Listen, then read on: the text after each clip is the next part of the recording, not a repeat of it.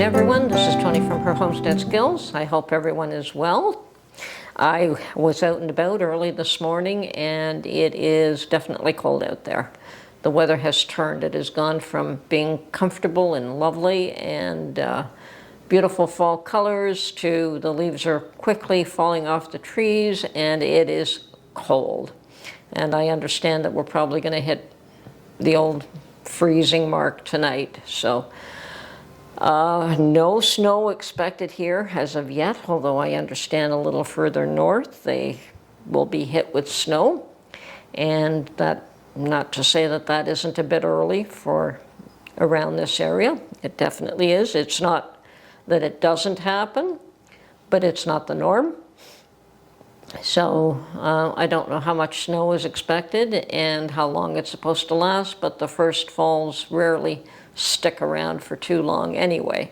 It's usually not till around Christmas time that we start to see a fair bit of snow where I am in southern Ontario. So the least amount that I get, the happier I am. I really don't like driving in that stuff whatsoever. So not looking forward to it. So am I ready for the cold? Well, there's not too much that I can do out there. I can't garden out there. I have a few little plots in-house. I'm starting some seedlings that perhaps I can grow into little plants and leave on a window ledge and put under grow lights. But it's still early for that. But certainly there are some things like pepper plants that last forever. I can grow a few of those. I can grow some herbs. I can probably grow some lettuce in that little unit, the hydroponic unit that I have. So I may focus on that just a little bit over the winter. My big thought, of course, is to be as self-sufficient as I possibly can. The more I look at the world, the more I am concerned with the way it's going, and I'm sure everybody is. It just seems to be getting more violent and more ugly every time you turn around. Like, where is the love? I mean, yes, I know people are very kind on my channel. I know that. And I don't discount that or suggest that it isn't there. Of course it's there. But on the outside world as a whole, all you see is anger and protests and hatred, and where will that end? I mean, it's one protest of one type following another protest of another type, and anyway, it's not winter yet. It is still fall, and it's going to be Halloween tomorrow. The little trick-or-treaters are going to be out tomorrow night.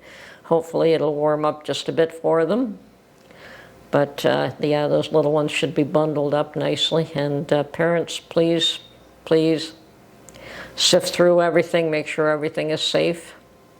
I always did that, even all those many years ago, you know, made sure that we go through everything and make sure that they only got the items that were safe.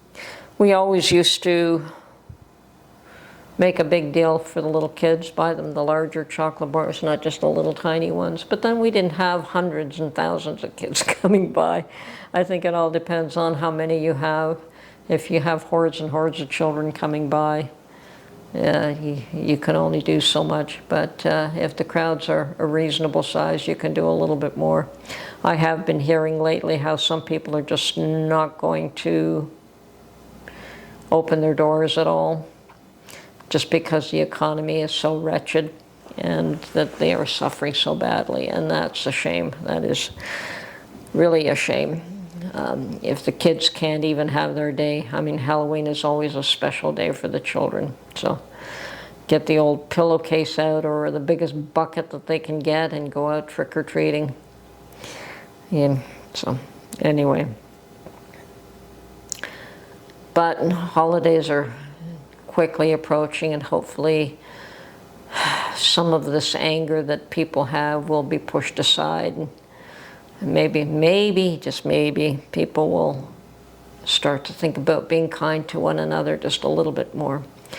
But yeah, my focus is still on being as self-sufficient as possible. And I think that for all of us, that term self-sufficient is, it varies. It varies depending on your circumstances. It varies depending on what you're capable of doing, where you live. You know, if you have a farm with animals, certainly you can be a lot more self-sufficient, but on the other hand, you have animals to feed as well as yourself, so, and to care for. So if you live in an apartment, well, it's only yourself and your little family, but you still have to rely on the township or the city or whoever it is for your water, for your power, for your heat.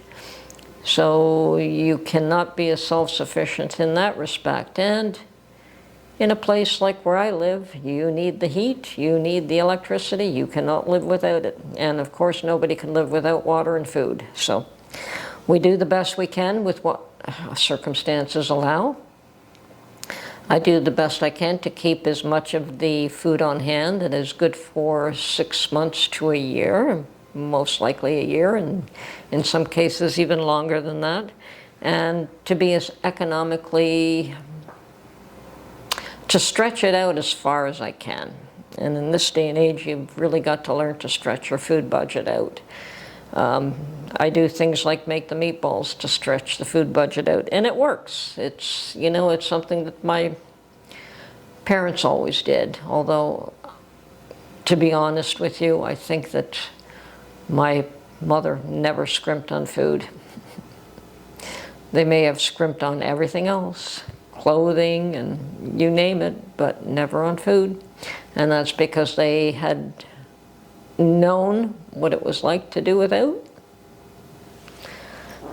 And once one person has that bit of a history in them, they're a little bit more cautious about their food. They'll eat whatever's put in front of them without complaining. You can burn dinner, and I have done that with my dad, and he never complained. He ate it. So I go out to the shops and I keep an eye on what's going on out there, and the stores are full. Right now they're full of just about everything you might want, whether you want clothing, whether you want food, it doesn't really matter what you want. The stores are packed and they're overflowing, and even the thrift stores are overflowing.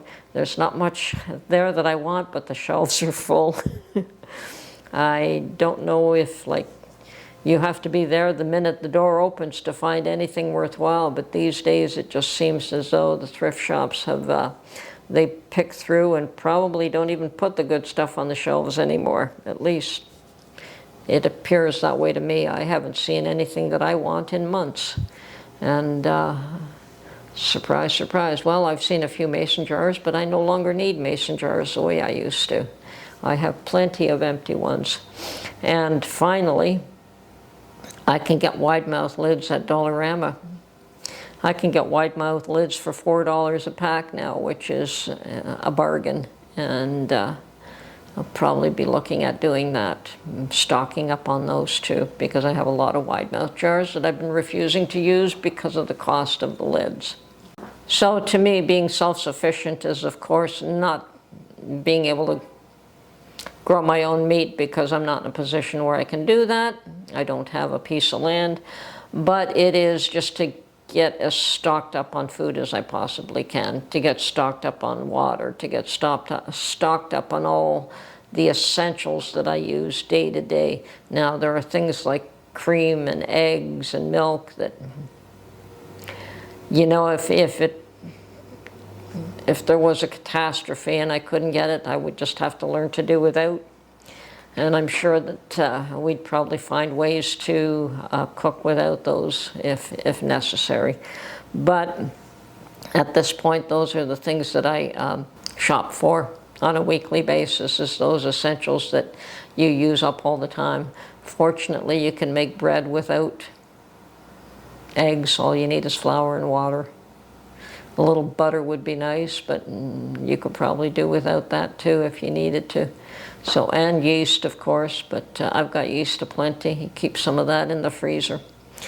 And if I follow my daughter's recipe, she has one where you use just the most minimal amount of yeast. And if push came to shove, well, you have to learn to do that. So learn to live with what you have and let it stretch out as far as you possibly can. Now, am I expecting a disaster here? No. Does it mean it won't happen? No. It can happen any place, at any time, without any warning. And that's abundantly clear. And anyone who doesn't recognize that has not had their eyes open at all. Whether it is a weather event or whether it is a terrorist attack or whatever, tragedy can strike at any moment and create serious upheaval for hundreds of thousands of people. And being as prepared as you can be